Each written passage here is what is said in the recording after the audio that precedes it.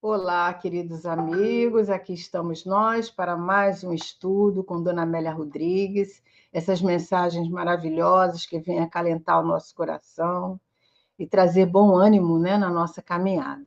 Estamos aqui com muita alegria e vamos, então, convidar a nossa companheira que hoje vai compartilhar conosco as suas reflexões. Hoje é a terceira terça-feira do mês e a nossa amiga Regina está aqui conosco, lá do Paraná, num friozinho bem gostoso aí, né, Regina? Seja Verdade. bem-vinda. Obrigada, Thelma. Que bom revê-la, né? Muito bom estar no trabalho com Jesus e em nome dele.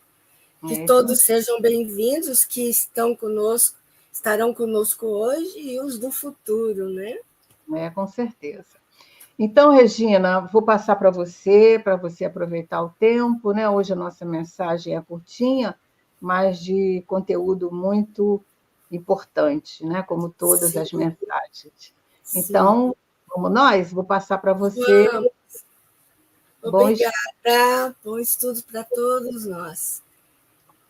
Meus amigos, é uma satisfação, é uma honra, como já dissemos, estar a serviço de Jesus. Você, meu amigo, que está aí conosco, minha amiga, você já parou para pensar o significado da primavera, né? Já viveu bons momentos nessa estação do ano? Eu, por exemplo, eu tenho uma filha que nasceu no início da primavera. Nasceu nessa época, né? E a cada aniversário dela, eu me lembro daquela alegria vivida lá atrás, né? Quando eu a recebi em meus braços. E ela realmente é uma primavera de alegria. Para ela está sempre tudo bom, né? Então, é interessante nós pensarmos sobre a primavera. Hoje o nosso tema é a primavera chegar. De que primavera estamos falando, né? Vamos apresentar para vocês que nosso estudo se baseia novamente, como sempre, no Novo Testamento, né? Consultamos os evangelistas sempre, consultamos o Evangelho segundo o Espiritismo, e a obra em estudo é a obra O Essencial, a última obra da série Amélia Rodrigues, lançada no ano passado. Então, aí nós vemos uma primavera, né? Primavera, geralmente, com muitas flores. E é nessa alegria de primavera, muito embora estejamos no outono, né? Pelo menos aqui na minha região, um outono bastante instável, se preparando para o inverno, mas nós vamos falar de primavera para alegrar os nossos corações. Nesta noite, então, nós traremos um fato ocorrido em uma primavera lá na antiga Palestina, a última primavera em que o nosso personagem querido, único, Jesus, viveria entre nós, ou viveu entre nós. Então, é uma primavera especial. Eu vou consultando aqui meu rascunho, falando com vocês, né? Porque Dona Amélia Rodrigues, uma poetisa, uma escritora completa, ela traz tanta informação, tantos adjetivos, que é importante não falhar com ela. Esse é meu propósito. Ela é única. Então, nós trouxemos uma informação da internet, do Google, que nos meses de primavera, março a maio, e do outono, setembro a novembro, a precipitação em Israel é reduzida e as temperaturas são agradáveis, em média 20 graus centígrados na região centro do país, podendo ser um pouco mais elevada no sul e na região da Galileia Norte. Então, a primavera também era assim no tempo de Jesus, né? Mais amena. Vale lembrar que Dona Amélia registra que na época das chuvas Jesus ficava em casa de Simão, né? No inverno também, quando muito difícil, ele também ficava em casa de Simão e de alguns companheiros. Ali eles se reuniam e Jesus continuava a sua empreitada, né, de transmitir aprendizados e prepará-los para o apostolado. Então, Dona Amélia Rodrigues começa com a sua poesia e vejam só as palavras que ela usa. As anêmonas variegadas, né, são flores lá da região e de várias formas e cores, explodiam em suas cores nas delicadas pétalas que oscilavam suavemente ao vento nas pontas verdes das suas hastes. Só um espírito que viveu lá naquela região saberia, né, como é que a primavera se daria, né, sempre, e como que as flores se comportariam. Então, lembrando, ela registra que ela viveu naquela época. Eu tenho aqui a primeira edição de 1977 do livro Quando Voltar a Primavera. E G. Doré, que é o autor da capa, colocou mesmo uma primavera diante do Mar da Galileia, né? Um tesouro. Então, de 1977, essa capa. Muito bem. Então, a imensa e colorida paisagem salpicada de flores miúdas, assinalando a relva verde, parecia um quadro mágico em canção primaveril. A música do Evangelho embalava as multidões que o ouviam, embora nem todos entendessem a linguagem dele, ora amena e doce, ora austera e forte, mediante a qual ele expressava as paisagens do reino de Deus, ou do reino dos céus, como preferirem, né? Em algumas mensagens nós temos o reino de Deus e outras o reino dos céus, que é tudo a mesma coisa, é tudo de Deus, né? E aí, continua a benfeitora dizendo assim: acostumados à azáfama do dia a dia, sem voos mais altos do pensamento, a suavidade dos seus ditos confortava aquelas vidas ressequidas que se estiolavam na ardência das paixões ou anulara as suas aspirações modernas. Ressequidas, né, gente? Murchas, sem vigor. Assim eram muitas almas, ou assim estavam muitas almas naquela época em que Jesus aqui esteve, né? E muitas pelo sofrimento, que nós já trouxemos aqui e em outros canais também, o aspecto histórico da região, né? E as aspirações de muitos, que não, aspirações modestas até, foram nulificadas, porque não havia esperança, por conta da conformação social, política, moral, religiosa da época. Todavia, comentava-se com emoção, em serenas expectativas ou vibrantes implicações no existir, tudo quanto ele afirmava. Então, tudo que Jesus afirmava era motivo de comentários, tanto a favor quanto contra, é claro, né? Mas então, a sua presença de Jesus, para grande número de ouvintes, era como uma chuva de Deus, do amor de Deus, alcançando o solo adusto dos corações humanos naquele terrível deserto de sentimentos de amor. Como é que estava o solo dos corações? Queimado. Tá? Conforme acabamos de ler, de mostrar ressequido, né?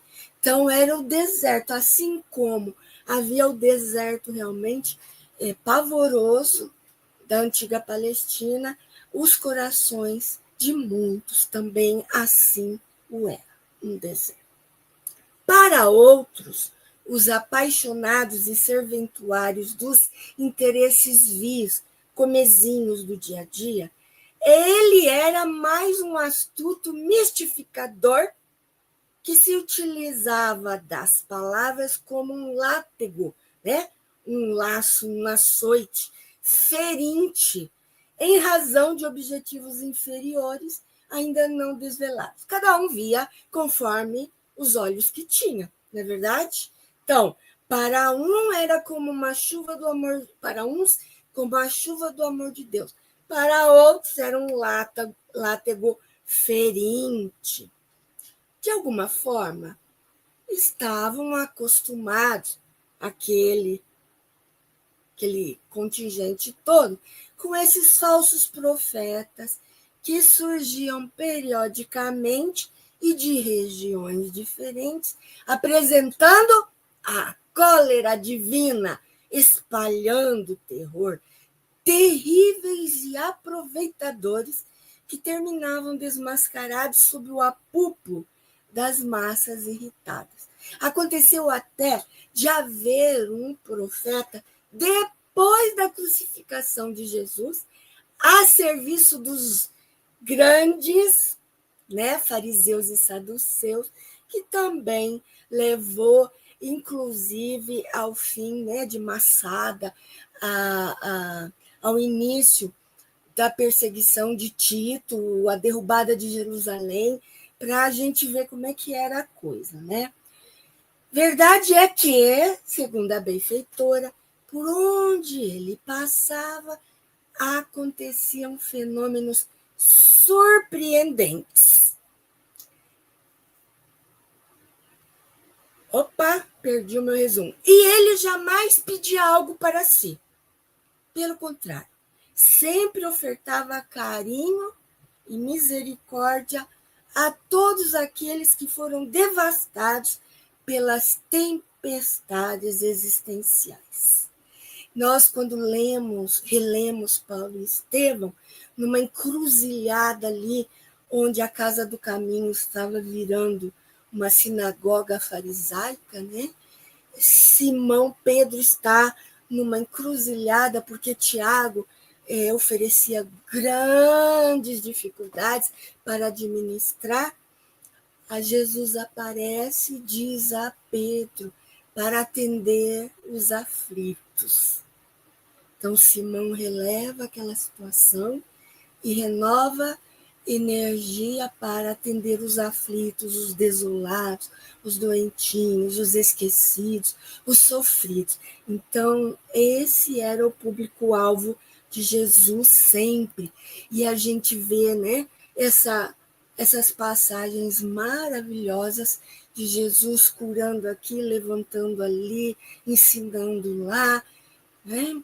Era um paralítico, era um tetraplégico de toda ordem, era um cego, era um gago, era um mudo, era um leproso hoje, né, um portador de Hansen, do mal de Hansen, alguns epiléticos, né? Então, toda essa ordem aí era a clientela de Jesus, os pobrezinhos, os sofredores, os irmãozinhos menores. Suas curas prodigiosas e inexplicáveis surpreendiam. E as lições posteriores, recomendando que os antigos enfermos não voltassem à prática de seus erros, nem às práticas das dissoluções morais, jamais se apagariam da memória dos tempos, né? Tanto é que hoje, quando a gente está conversando, a gente lembra. Jesus dizia: vá e não peques mais. Vá e não tornes a pecar, né? E que maravilha hoje nós temos compreensão através do livro A Gênese, de Allan Kardec, sobre essas curas prodigiosas, inexplicáveis à época, né? Pela visão toda que o Espiritismo traz. Então, hoje nós temos toda uma compreensão que até para muitos, ainda hoje, século XXI, inexplicáveis, né? Jesus era, sim, especial. Assim era ele. Ninguém conseguira impressionar as multidões conforme ele lograva. Nenhum outro. O que é que Jesus tinha como objetivo? Ele desejava alçar os pensamentos. Acabamos de ler que os pensamentos eram ali, né? No limite dos terrenos, né? Nos limites da terra mesmo. Mas Jesus desejava alçar os pensamentos dos seres humanos às alturas do irmão, uma figura bastante impressionante, embora as lutas se realizassem na planície do Esdrelon. Nós vamos mostrar aqui o Monte Hermon, tá? Ele tem dos 2.814 metros de altura e está a 1.296 metros acima do nível do mar. Então, se você estiver no nível do mar, ele está a mais de 4.000 metros de altura. E esse Monte Hermon, esse é um parênteses que estamos fazendo, ele é considerado os olhos de Israel, ainda hoje. Ele assim é carinhosamente chamado, né, o Monte Hermon, pois é um ponto culminante do país, localizado no topo da cordilheira do mesmo nome, Cordilheira do Hermon, entre a fronteira de Israel e a Síria. Das suas encostas, que degelam ali, ó, o Monte Hermon está com gelo, tá? Mas o monte degela após o inverno. E é ali das suas encostas que nasce o Rio Jordão, o famoso Rio Jordão que nós conhecemos, né? Dali vem. E nesse Monte Hermon se deu a transfiguração de Jesus, diante de Simão, Tiago, Maior e João. Quem quiser confirmar, isso está em Mateus 17, 1 a 9. Então, é esse monte aí, e essa é uma figura muito importante, porque era até lá, né, que Jesus queria elevá-los, porque realmente era muito alto para os padrões da época, né? E aí a gente mostra as planícies do Esdrelon, tá? As planícies do Esdrelon, que era a preocupação constante da humanidade. Ali nós vemos no balãozinho, né, o Esdrelon, que é o Vale de Jezreel, também chamado Planície de Esdrelon, aportuguesado. É uma grande planície fértil e um vale interno no sul da região da Galileia, parte norte de Israel. Então, a Galileia era uma região muito pobre, de lavradores, pescadores, né? Carpinteiros, o trabalho braçal de toda a ordem. E realmente uma população bastante deficitária economicamente, esquecida praticamente da administração. Então, Jesus queria elevá-los ao Esdrelon, ainda que eles estivessem ao Monte Hermon, ainda que eles estivessem na planície do Esdrelon, nas preocupações, né, rotineiras. Mas naquela primavera especial, então Dona Amélia vai registrar um fato que aconteceu em uma primavera especial. Muitos fatos aconteceram, mas ela vem narrar um fato que não está registrado nos evangelistas. Então, naquela primavera especial, a última, em que ele anunciava os tempos novos, ele já falava dos tempos novos. Em cada lugar, repetiam-se as cenas incomuns do seu amor e da sua compaixão pelas criaturas. Nem sempre compreendido, conforme já trouxemos, mantinha-se integérrimo. O que vem a ser integérrimo? Extremamente correto, extremamente fiel aos propósitos, né, a que ele estava a vincular em nome de Deus nosso Pai. Integérrimo. Como nós hoje, né? Extremamente corretos e fiéis, só que não. Não perdendo tempo com discussões com os ociosos e pessimistas de ocasião. Então, entre parênteses, a gente observa muitas vezes que até após as reuniões sérias, né, que nós realizamos nas nossas fileiras, dali a pouco, no fim da tarefa, naqueles momentos, né, de ufa, terminamos, tá tudo certo, a gente incorre nesse erro de falar nada a ver, de ter momentos menos felizes, né, na nossa despreocupação. Então, nós muitas vezes estamos nesses momentos ociosos, pessimistas também, né? Então, Jesus estava constantemente cercado pelos necessitados de todos os tipos, aos quais ele dispensava bondade, a verdadeira bondade, com B maiúsculo, e paciência, com P maiúscula, né? Auxiliando-os na solução dos problemas reais ou imaginários que os atormentavam. Aqueles de nós que já tivemos contato, por exemplo, né, com Divaldo Pereira Franco, o médium da nossa benfeitora, e tivemos aquela aflição diminuída, né, o coração desoprimido, com as suas orientações, né, com o seu carinho, com o seu envolvimento, talvez consigamos imaginar o que era viver este momento, né, com Jesus, onde as aflições chegavam até ele e ele tinha sempre uma palavra bondosa e paciente para com todos, né? E muitos tinham realmente problemas imaginários, né? Não eram reais, mas ele ali estava. Então, Jesus aturdia alguns israelitas por conta da largueza das suas informações.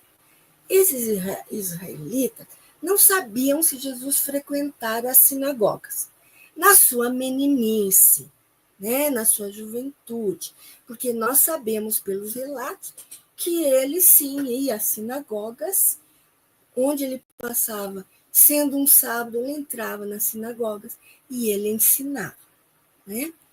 Então, esses israelitas não sabiam, mas sabiam que ele não era um rabi convencional. Todavia, os seus conhecimentos produziam surpresas em todos os que dele se acercavam. Ele falava sobre quaisquer temas que lhe fossem apresentados, porém, com uma profundidade incomum. Ele ia lá no cerne, né, da questão. Muitos tentavam confundi-lo, e isso era inútil, não tinha como, pois ele sempre o superava com naturalidade. Lembremos da moeda de César, lembremos de atire a primeira pedra, né? Aquele que estiver sem pecado, e tantas outras situações das quais ele escapou, né? Jesus se dizia o Messias, e ele o era, mas não era o Messias exclusivista de Israel que libertaria o seu povo da sujeição do jugo romano. Não, não era esse.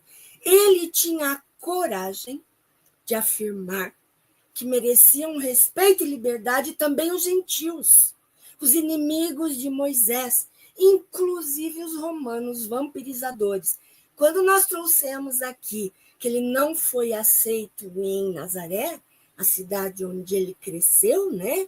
Foi quando ele tentou falar que ele veio para Israel e para todos os outros povos. Quando ele falou isso, né, pegaram e levaram lá para as montanhas, lá para aqueles precipícios, e quiseram jogá-lo, mas não conseguiram. Então, aí a dúvida ficava no ar, porque a promessa que se guardava através das múltiplas gerações referia-se apenas à felicidade do povo eleito, desde Abraão, Isaac, Jacó, tarará, tarará, tarará, né? As promessas eram dirigidas ao povo eleito. Ele, porém, informava que todos eram filhos de Deus, sem privilégios para uns, nem carência para os demais. Que coragem, não é? Que coragem. E era assim que ele atuava. E aconteceu, num entardecer de cores formosas, nas cercanias de Cafarnaum, a cidade piloto, né, que ele escolheu, ela e o seu QG, dali, por conta do comércio, das trocas, das rotas, né, de comércio. Então, saíam as notícias desse Jesus para todo mundo, né, e vinham pessoas procurá-lo. Então, ali, em vermelho, está Cafarnaum, à beira do lago, né? Então, num entardecer de cores formosas, ali nas cercanias de Cafarnaum, se deu um fato interessante. Herodes Antipas, que era o rei dos judeus, não aceito como tal, ok? Filho de Herodes o Grande, né, o tetrarca, Herodes Antipas, encontrava-se na cidade, Cafarnaum. Por quê? Porque ele residia e governava em Tiberíades, uma cidade que ele reformou, deixou suntuosa em homenagem a Tibério. Okay? E aí ele estava em Cafarnaum hospedando Quirino, chefe de uma legião. Chefe de uma legião era o chefe de 5.000 homens, 5.000 legionários romanos. Né? Gente, já pensou? Que transitava em direção à Síria. Então, passando ali por Cafarnaum, ele ia lá para a Síria. 5.000 ali. Dá para imaginar? Os soldados, então, sem maiores compromissos, descansavam e aproveitavam as delícias da amena temperatura para passear pelas margens do lago e arredores. E aí vem que Urias era um jovem romano de 20 anos aproximadamente. Lembramos que eles entravam no exército ali logo depois dos 13, 15 anos, né? E eles tinham que dar dezenas de anos para o exército até se aposentarem, se não morressem, né? Então, esse Urias, ele se destacava no grupo em razão da nobreza de caráter. Olha que beleza! A nobreza de caráter destaca o indivíduo no grupo a que ele pertence. Então, esse Urias se destacava. Ele era procedente de família romana distinta, já era um motivo para se destacar, e também por isso ele desfrutava de algumas regalias concedidas pelo comandante, por Quirino, né? Ok, então um jovem que tinha tudo a seus pés. Ele ouviu falar sobre Jesus e buscou escutá-lo numa das suas alocuções. O que é uma locução? É um discurso breve, em meio à azáfama do dia, em meio a alguma ocasião, a um descanso, né? Ou fim de uma tarde de trabalho. Era uma locução breve que Jesus fazia na praia, entre as embarcações em repouso, principalmente, né? Aí que a gente entende que Jesus subia na barca para falar, ou então ele entrava e dizia, fujamos daqui, né? Então, o mestre Jesus, impressionou a esse jovem Urias. Ele ficou impressionado. profundamente. E Jesus atraiu-lhe a atenção e o interesse. Um jovem romano, 20 anos, hoje o jovem de 20 não quer saber de nada, imaginemos, né? Informado que ele se hospedava no lar do pescador Simão, não sopitou, não pensou duas vezes, não refreou o desejo, não refreou a curiosidade, e naquele entardecer esplendoroso de uma primavera, em que o mar se transformara em um espelho, refletindo o poente colorido, acercou-se do rabi. Urias acercou-se dele, que se encontrava a sós, um pouco distante, na praia larga, em meditação. Visivelmente emocionado, acercou-se-lhe e falou-lhe sem preâmbulos, ou seja, sem dar meias voltas, sem muita coisa. Ele já foi chegando. Olha o diálogo que Dona Amélia registra que houve. Então, ele foi até a casa de Simão, em Cafarnaum, num lindo entardecer, o sol se pondo, o mar um espelho, ele encontra Jesus um pouco distante, meditando. Mestre, as vossas palavras penetraram-me como um punhal de luz e diluíram todas as sombras do meu coração. Sou romano e adorador dos deuses e dos nossos antepassados. Tenho-vos ouvido e confundo-me com as vossas sublimes palavras. Olha a sinceridade de um jovem. Referi-vos a um Deus único, que é mais poderoso do que todos os deuses de todos os povos. Que deverei fazer para segui-lo? Ele não perguntou, é verdade que Deus é esse? Como ele se manifesta? Ele não perguntou nada. Ele perguntou, que deverei fazer para segui-lo? A esse Deus que é maior do que todos os deuses que nós conhecemos, de todas as regiões. Lembramos, somente a antiga Palestina, somente o povo hebreu era crente do Deus único, né? E brigou fervorosamente contra o poderio do opressor que queria trazer os deuses para dentro do povo. Mas aí o romano, o jovem Urias, que deverei fazer para segui-lo? Parece aquele momento, né, em que Saulo, literalmente no chão, dobrado sobre os joelhos, que queres que eu faça, Senhor? Nenhuma dúvida, né? Que interessante, que interessante. Então, Jesus vai conversar com ele. Jesus derrama sobre ele o seu brando olhar e responde com doçura. Buscai o sol que se esconde atrás das montanhas, e compreendereis que após a noite que advém da sua ausência, retorna formoso e cálido. Então o sol se põe, mas ele retorna. Assim o faz desde o princípio dos tempos, sob uma força poderosa que o sustenta. Ou seja, o sol vai, o sol retorna por detrás das montanhas, e é uma força poderosa que o sustenta nesse ir e vir.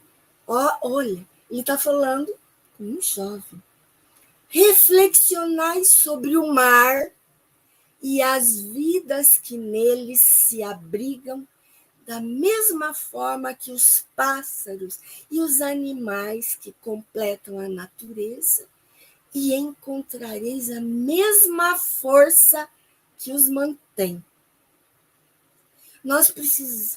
Foram precisos 1857 anos, desde o nascimento de Jesus, para que a primeira pergunta, que é Deus, nos dissesse que ele é a inteligência suprema, causa primária de todas as coisas. Até então, não havia essa compreensão. E Jesus vai levando o jovem Urias a perceber a grandiosidade dessa inteligência suprema. Misteriosa essa energia criadora, continua Jesus, energia que vem do nosso Pai, em tudo presente e vitalizadora. Então, o Pai em tudo presente, gerando vida. Se quereis conhecê-lo e servi-lo, amai a tudo e a todos indistintamente, e o sentirás no vosso mundo interior. Essa é a regra de ouro para nós também. Amar a tudo e a todos sem distinção. Claro, porque o romano fazia distinção. Ele era o povo superior. Assim que o judeu, por querer no Deus único, também era superior, se achava superior, era o povo eleito, muito embora estivesse sob jugo, né? Explorador. Mas, então, olha só. Amar a tudo e a todos indistintamente para sentir a Deus, nosso Pai, no mundo interior. Continua Jesus falando com aquele jovem. O amor é a energia básica da vida criadora, como também co-criadora, manifestação eterna de Deus. Não teve início, não terá fim essa manifestação. O que aconteceu ao jovem? Os olhos do rapaz coroaram-se de lágrimas, que não recearam escorrer pela face. Tornou Jesus a falar-lhe: vós sois filho do amor, e nunca vos esqueçais de que eu venho para que o vosso coração se enfloresça de paz, e nada mais vos satisfaça além do amor. O amor verdadeiro, né? Que nós ainda não sabemos, não compreendemos, né? Essa foi a conclusão que Jesus nunca disse a ele: nunca vos esqueçais que eu venho para que o vosso coração se enfloresça de paz e nada mais vos satisfaça além do amor. Então, nunca mais a planície do Esdrulon, mas a montanha do Hermon, os pensamentos, os sentimentos que ultrapassam, né, limites, barreiras. O que aconteceu ao jovem Urias? Ele afastou-se comovido e, olhando para trás, continuou a ver a figura de Jesus de pé, destacada na quase noite, como um raio de esperança. Nunca, conclui Dona Amélia Rodrigues, nunca as tradições cristãs referiram-se ao jovem legionário romano que foi o primeiro a aceitar Jesus, dando-lhe a vida mais tarde em holocausto de amor. Realmente, essa história... eu esqueci ali de passar o legionário, né? Afastou-se comovido e, olhando para trás, continuou a ver a sua figura de pé, destacada na quase noite como um raio de esperança, repetindo então: nunca as tradições cristãs referiram-se ao jovem legionário romano que foi o primeiro a aceitar Jesus, dando-lhe a vida mais tarde em holocausto de amor. Holocausto. Ele foi morto em nome de Jesus. Ele não tergiversou. Ele foi, né, um seguidor de Jesus. Terminou Dona Amélia ali, e realmente nos registros não há, né, Urias, não há citação, né?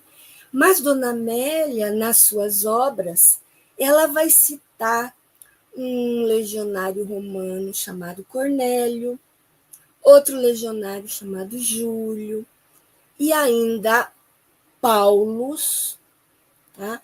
Todos eles ela cita no livro Luz do Mundo, precisamente no capítulo 14, mas ela torna em outras obras a citá-los, né, como romanos que cederam ao apelo cristão, seguiram Jesus intimoratamente, né? Aí nós vamos ver em Paulo e Estevão quantos romanos Paulo também converteu, né? Vemos Sérgio Paulo, que foi salvo pelo futuro Estevão, que depois é curado novamente, né? Por Saulo, em seguida tornando-se Paulo, ajuda a formar a primeira igreja em Neapafos, né? Então nós vamos ver, vamos vendo essas adesões, vamos dizer assim, ao puro cristianismo, ao cristianismo. E nós vamos e concluímos que no ano 324, mais ou menos, talvez um pouco mais, nós temos a história registrada daqueles 40 legionários romanos que foram perseguidos. Eles tinham que abdicar da fé cristã, né, e fazer os votos ao deus romano, e eles negaram, foram machucados por muito tempo, até que decidiram que eles, os 40, entrariam, né, no mar congelante, e ali eles entregariam a vida. 40 está no livro A Esquina de Pedra. Então, voltando à primavera chegara, né? Porque todo o percurso de Jesus é uma primavera em nossas mãos, em nossas almas. É um renovar de esperanças, de flores, né? Quando nós passamos por um inverno um tanto doloroso, aqui na nossa região, no sul do país, mas no Paraná é mais ameno do que Santa Catarina e Rio Grande do Sul. Então, quando nós passamos por aqueles dias enregelantes, logo que vem, né, os dias mais cálidos, mais tranquilos, a gente sente aquela bênção. Então, depois do inverno, a primavera. Talvez nossas almas estejam no inverno das necessidades. Qual primavera nós temos que buscar? A primavera que se renova a todo momento, chamada Jesus. Jesus nas nossas mentes, nos nossos corações, nos nossos atos, né? Amando a tudo e a todos indistintamente. É um exercício. Né? E talvez, como o jovem legionário Urias, decidamos-nos definitivamente para seguir ao Deus único, o Deus que Jesus nos ensinou. Era essa mensagem que nós trouxemos, foi essa mensagem que nós trouxemos, né, da benfeitora, e Jesus utilizou-se do sol para fazer o legionário romano entender o Deus único. Olha que interessante. E a ação desse Deus único, né? Nós poderemos utilizar o mesmo sol para fixarmos a grandeza de Jesus e sua importância em nossos caminhos. Fica aí a mensagem, né? Devolvemos então a palavra à nossa querida Thelma para finalizarmos o estudo da noite.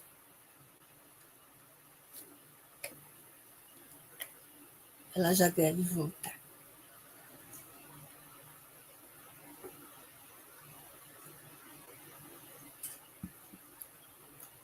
Enquanto ela não volta, deixamos aqui o convite, então, para lerem a obra de Dona Amélia Rodrigues, 11 livros primorosos, Começa em primícias do reino, depois, quando voltar a primavera, após a tempestade. Não estou dizendo na ordem, né? Trigo de Deus, dias venturosos, pelos caminhos de Jesus, seguindo Jesus, e vai até o livro essencial. A Leal Editora recentemente montou aquele box com essas 11 obras, fechou, e tem uma novidade nesse box, os livros encadernados primorosamente, no final trazem um glossário. Eles vão em todos os capítulos, né, sublinhando palavras talvez desconhecidas, e no final de cada livro tem o glossário, coisa que nas obras soltas não tem, com exceção do livro O Essencial, a última obra de 2024. Então, a Amélia Rodrigues não é um espírito para se ler e dizer: ai, que coisa linda, como ela escreve bem, como suas histórias são bonitas. Não, ela escreveu o que aconteceu de verdade. Ela esteve lá, ela presenciou, ela conhecia os costumes, ela conhecia o povo, ela conhecia a região. Então, estudemos a obra e a divulguemos. É um compêndio de ensinamento para nós, os estudantes da doutrina espírita, um compêndio único no capítulo Jesus. Não desmerecendo a nenhum outro espírito, a nenhum outro autor, encarnado ou desencarnado, mas vivendo lá, compilando registros e histórias do plano espiritual, né? Participando de estudos sobre Jesus, lá onde ela habita, ela trouxe tudo isso para nós. E para entender o livro essencial, tem-se que ler as outras obras, porque nessa última obra ela vai fechando vários temas que ficaram, quiçá, não sei, para alguns estudiosos, tipo assim: o que será que houve? Quem será que eram? Então ela fecha alguns temas ali. Thelma, nós terminamos. Enquanto você vinha, né, nós fomos divulgando Dona Amélia. Tivemos um probleminha aí na conexão e, enfim, coisas aí, né? A gente está nesse processo aí de entender, né, as circunstâncias que surgem. Mas você logo, a gente também vai concluir já, e eu queria só ressaltar que você chamou a atenção do livro Quando Voltar à Primavera, né? A minha capa não é igual à sua, não, mas é mais recente. Mas ela diz aqui, a gente estava vendo, que lá no finalzinho ela fala assim: Jesus prossegue, sendo a eterna primavera, porque todos nós anelamos, né? Então, o nosso tema hoje é essa primavera, né? Que nada mais, nada menos do que o próprio Jesus, né? E outra coisa importante que você estava falando aí sobre esse contexto do livro, né? Que às vezes, quando a gente vai manipular o livro, manusear, a gente pensa que o livro é assim, diferente, mas ele uma conclusão, né, de todas as mensagens que ela já nos trouxe nos outros livros, né? Sim. E é um trabalho assim de conclusão mesmo, né? Porque o médium que dava prosseguimento às suas obras já não está mais no plano físico conosco, nosso querido amigo Divaldo, e foi muito bom você ressaltar, porque a melhor forma de gratidão a esse querido companheiro, né, que nos deu tantas lições, tanta amorosidade nesse período todo que ele teve aí junto de nós, é nós divulgarmos as suas obras, lermos, estudarmos, como nós estamos fazendo, né? Acho que é a maior gratidão que a gente pode ter. Não só a ele, mas a dona Amélia também, né? E é isso, meus amigos. A nossa lição hoje foi muito bonita, profunda, né? De uma beleza, assim, da poesia, que a primavera é essa poesia, né? Primavera nos traz esperança, como você disse, nos traz acalento, nos traz assim, formas de nós estarmos aguardando coisas boas, né? Verdade. Então é isso. Voltaremos dia 15 de julho, tá, Thelma? É isso aí. Papai do céu permitir, eu já olhei o calendário. Vai permitir isso, com a graça de Deus, estaremos aqui. No mês de julho, nós estaremos comemorando o aniversário do nosso programa, né? Opa. 5 anos. Foi exatamente no dia, acho que 16, eu anotei aqui, deixa eu ver aqui. Dia 16, você vai falar no dia? Antes, 17? 15. No dia 15. Olha só. Bem propício, né? A gente começou nesse dia, então é aniversário da nossa tarefa, né? E espero que nós possamos ainda aproveitar bastante as obras de Dona Amélia, que nos traz assim, um amadurecimento muito grande, né? No nosso modo de ver as mensagens de Jesus e todas as nossas oportunidades, né, de aprendizado que sempre estão surgindo, e a gente tem que aproveitar, né? A hora é essa. A hora é essa. Então é isso. Regina, as suas considerações finais. Boa noite a todos. Gratidão pela oportunidade, né, de termos estado juntos.